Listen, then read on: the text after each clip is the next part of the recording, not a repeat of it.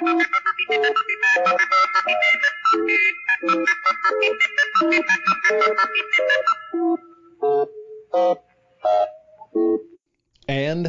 there is no peace.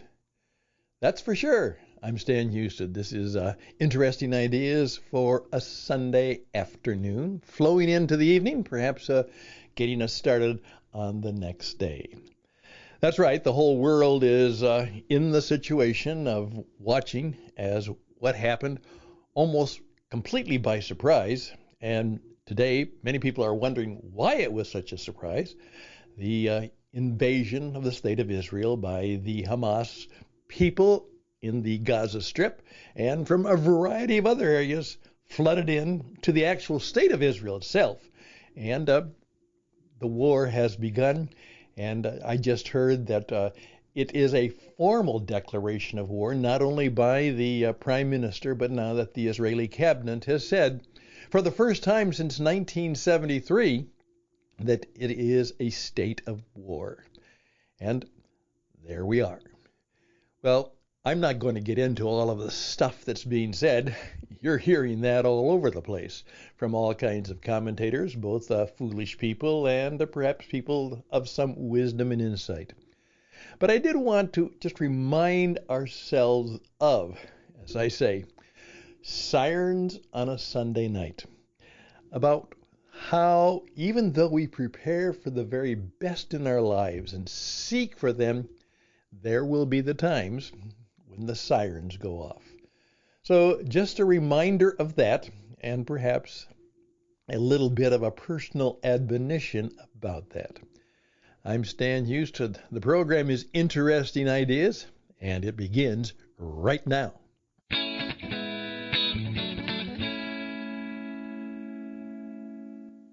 Of course, the horrors will continue for some time, and it is really up in the air as to what will happen next. Now, we know pretty much what will happen eventually.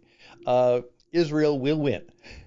It will be bloody, and it could be ghastly, and it could be long felt and long worn out. But Hamas is not going to defend, it's not going to defeat the Israelis.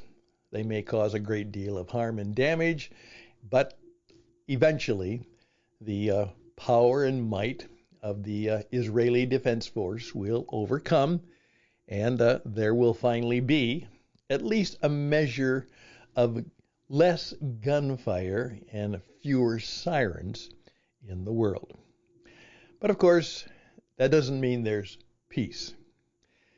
You know, it is interesting once again to see how awful it can be, as well as how awesome it can be in the world we live in. And we are surprised, but we shouldn't be. First of all, how did this happen that all of this preparation for war was missed by the Israeli defense organizations that are some of the best in the world? And how did the United States miss this?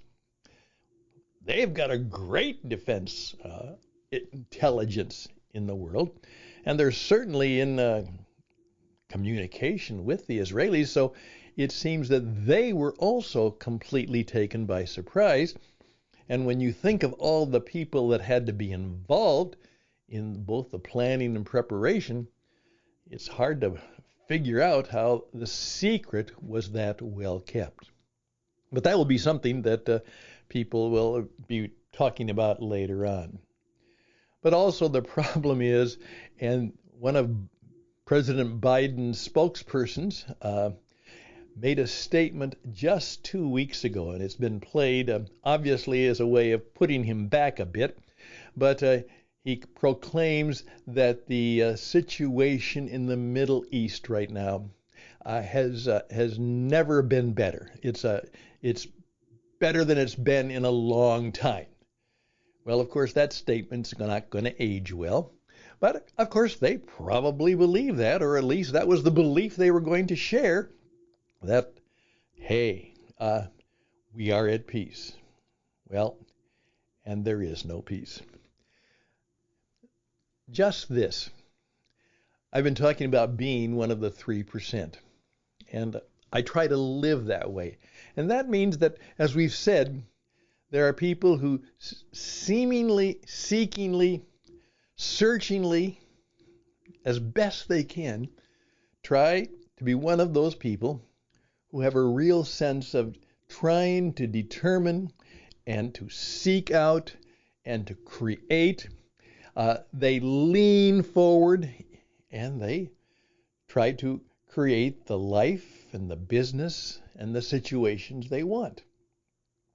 And of course, they will want perhaps good things and better things, and they might want to share them with others. They have all kinds of great and good causes, as I point out.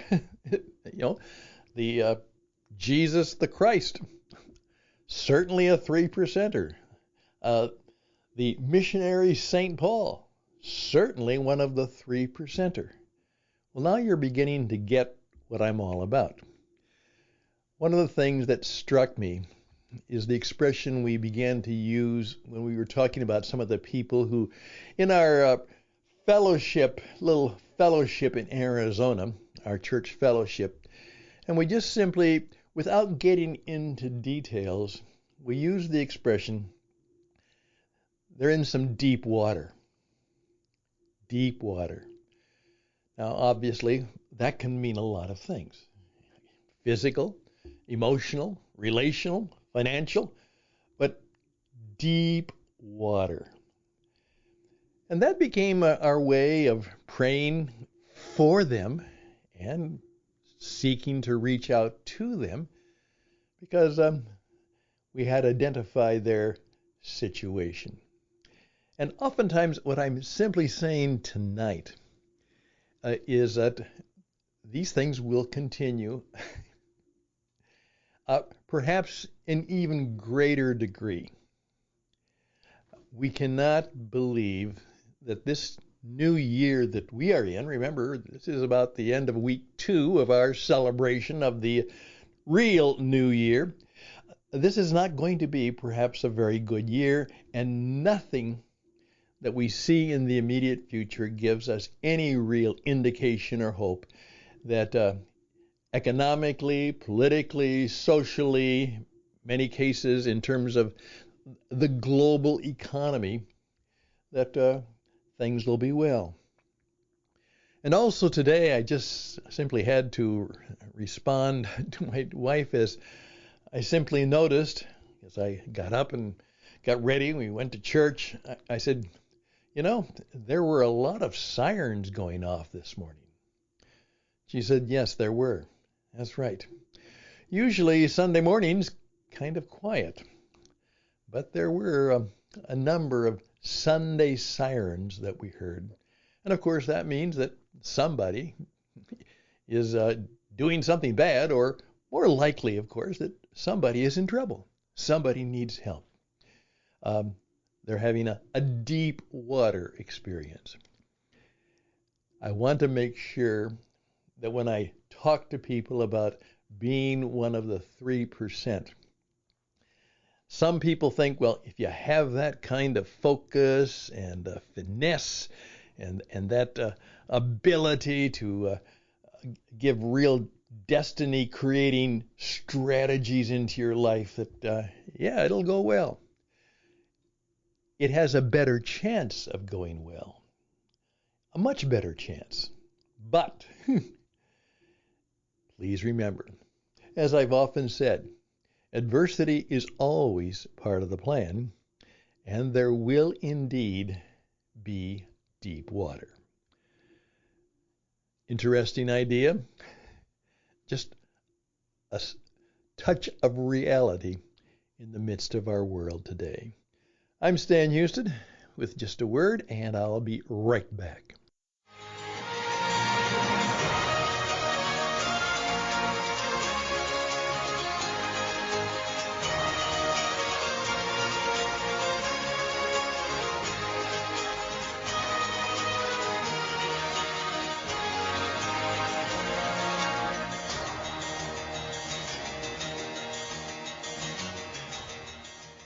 what will happen in the world situation is going to affect a lot of things. But all of us need to do this.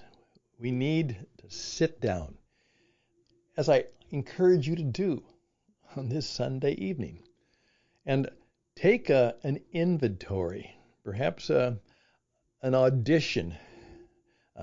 Look out what's going on in your life and simply say, what will be some of the best things that I can do in my situation, in my work situation, in my financial situation, in my business situation? What are some of the best things that I can do, plan for, pray for, and make some preparations for, so that as the deep water comes, as the sirens ring out, that to the best of my spiritual, emotional, and courage ability, that I can continue to press on. I'm Stan Husted. You can reach out to me at stanhusted@gmail.com, stanhusted@gmail.com. In difficult times, and even in good times, we always close with a benediction and simply say, all the best and blessings to you in the life you're going to live this week, in the business you're going to do, in the families you're going to try and help nurture and sustain, and in the things that you may feel you have really been called to do. And we're going to be talking a little bit more about that idea of how you might be called. Again, all the best. Till next time, bye for now.